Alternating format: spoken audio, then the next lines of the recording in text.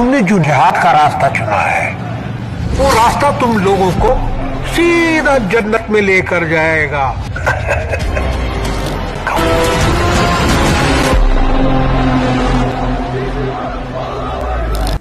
लीजिए, हिंदुस्तानी अवाम और जनता के लिए तैयार है एक नई तड़कती फड़कती फिल्म जिसका नाम 72 हूरें हैं।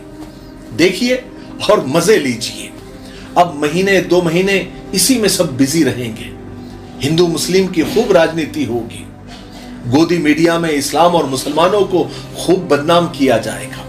और याद रखें, ऐसी ये कोई आखिरी फिल्म नहीं है, ऐसी कई और फिल्में आने वाली है और आती रहेगी जब तक फिर से गद्दी नहीं मिल जाती। गद्दी तो सच बोलकर मिलने से रही, बिना झूठ बोले, बिना प्रोपेगेंडा किए, सच बोलकर और हक से तो गद्दी नहीं मिलने वाली।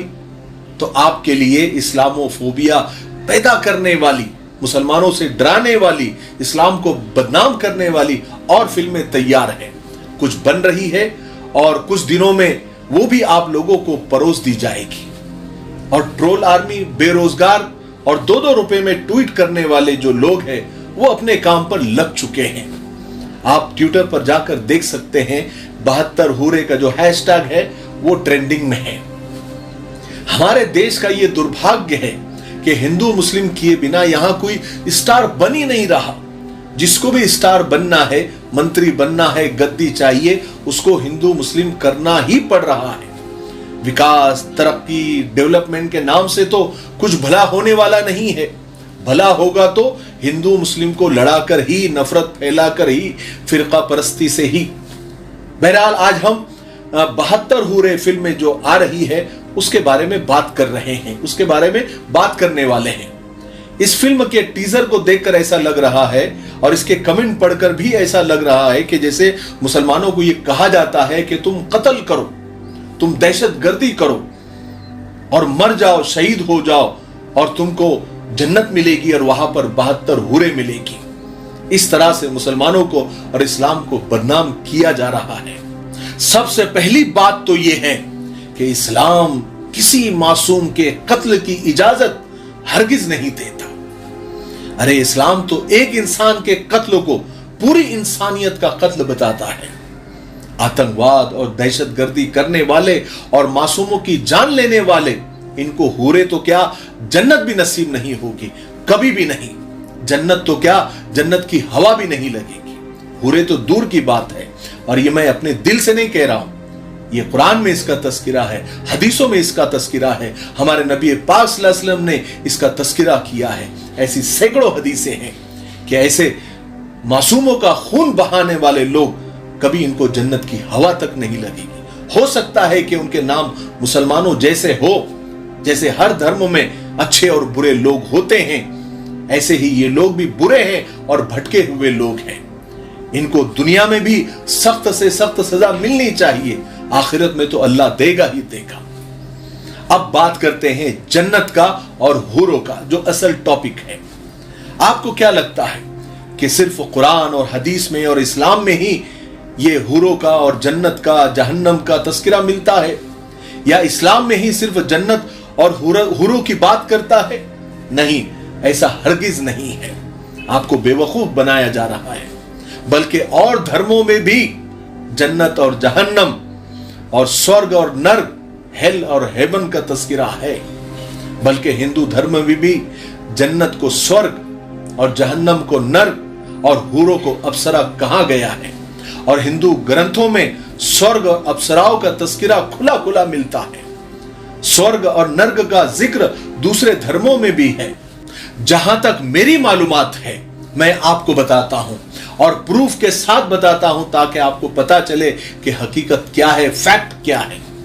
वो एक फिल्मी डायलॉग है ना कि जिनके अपने घर शीशे के होते हैं वो औरों के घर पर पत्थर नहीं मारा करते। देश को सिर्फ इन प्रोपेगेंडा फिल्म के जरिए एक तरफा बात सुनाई जाती है, क्योंकि इनको मालूम है कि धार्मिक ग्रंथ अवाम और जनता में कोई पढ़ता नहीं है इतना ध्यान से। अगर पढ़ेंगे तो उनको मालूम होगा कि जन्नत, जहन्नम, स्वर्ग, नर्क, हूरे, अप्सराओं का उल्लेख हिंदू ग्रंथों में भी है। अरे इस्लाम में तो सिर्फ 72 हूरों का जिक्र है, लेकिन हिंदू धर्म के ग्रंथों में हजारों अप्सराएं मिलेगी, इसका तस्करा मिलता है, वो भी बिल्कुल साफ साफ।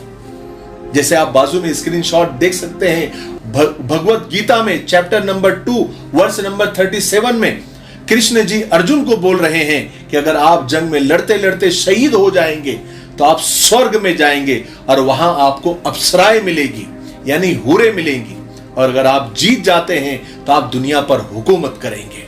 शिव पुराना बुक नंबर 5 चैप्टर नंबर 2, इसमें भी अप्सराओं का जिक्र है, यानी हूरों का जिक्र है।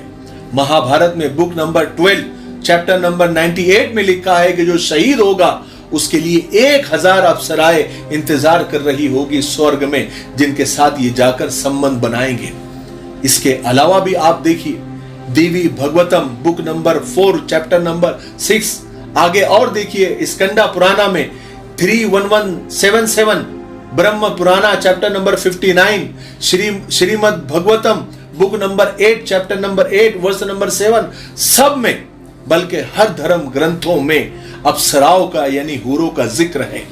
हम तो सिर्फ 72 की बात करते हैं, इस्लाम सिर्फ 72 की बात करता है, हिंदू धर्म में तो 1000 अप्सराओं यानी 1000 हूरों का जिक्र है। आप गूगल भी कर सकते हैं, आप इसका स्क्रीनशॉट भी निकाल सकते हैं। फिर भी इस्लाम को ही क्यों बदनाम किया जाता है, मुसलमानों को ही क्यों बदनाम किया जाता है? अगर इसके जवाब में, यानी ऐसी प्रोपेगेंडा फिल्म के जवाब में, यानी दूसरी साइड, ये तो एक ही साइड है ना, अगर दूसरी साइड बताने के लिए अगर कोई मुसलमान फिल्म बनाए या कोई सेकुलर जहनियत के डायरेक्टर अगर ऐसी फिल्म बनाए इसके जवाब में, तो क्या बनाने दी जाएगी? बिल्कुल भी नहीं, कभी भी नहीं। यानी तो ये तो वो बात हो गई कि बस रेस में अकेले भागना है और नंबर 1 आना है और फिर खुश भी होना है कि देखो हम जीत गए।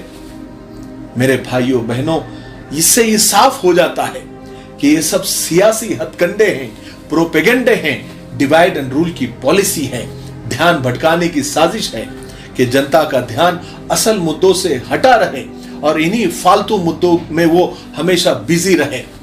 बस हम भारतीय जितने भी हैं, जितना जल्दी हम समझ जाए हम सब के लिए अच्छा है। मुझे उम्मीद है कि आज की वीडियो से हम सबको बहुत फायदा हुआ होगा।